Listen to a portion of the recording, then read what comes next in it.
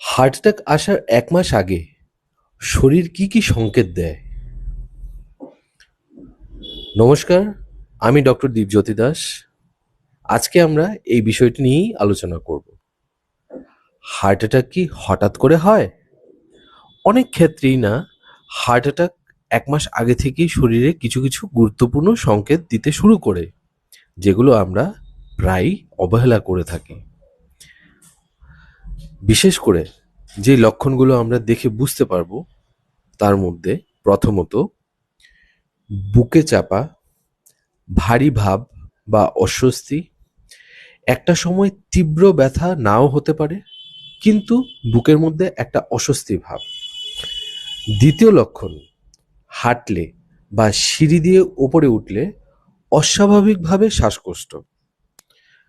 তৃতীয় লক্ষণ, অকারণে ক্লান্তি, বিশেষ করে আগে যা সহজেই করতে পারতেন, এখন তা করতে গেলে অনেকটা শরীর ক্লান্ত হয়ে পড়ছে।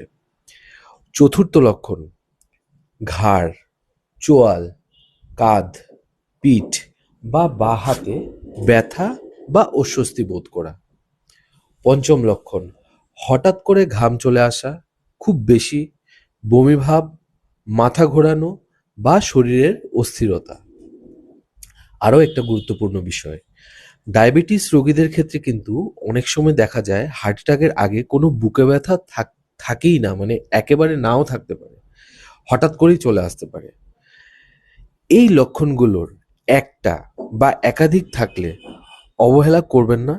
সময় মতো ইসিজি, ইকোকার্ডিওগ্রাফি, টিএমটি বা ট্রেডমিল টেস্ট এবং প্রয়োজন হলে করোনারি অ্যাঞ্জিওগ্রাফি অবশ্যই করিয়ে নেবেন কার্ডিওলজিস্টের পরামর্শ অনুযায়ী। মনে রাখবেন, হার্ট অ্যাটাকের চিকিৎসার চেয়ে হার্ট অ্যাটাকের প্রতিরোধ অনেক বেশি সহজ। ভিডিওটি ভালো লাগলে শেয়ার করবেন, হয়তো আপনার একটি শেয়ার কারোর জীবন বাঁচাতে পারে। তাই এই সচেতনতামূলক ভিডিওগুলো তৈরি করা হচ্ছে।